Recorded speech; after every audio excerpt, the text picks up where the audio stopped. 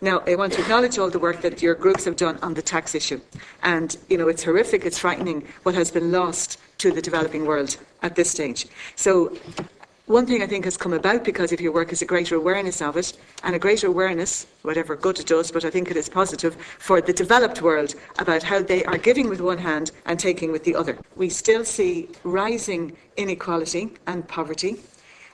While the Scaling Up Nutrition initiative is vital, it's excellent, what are we scaling up children for if they're going into famine conditions and if they're coming into situations where they're going to be hungry as adults?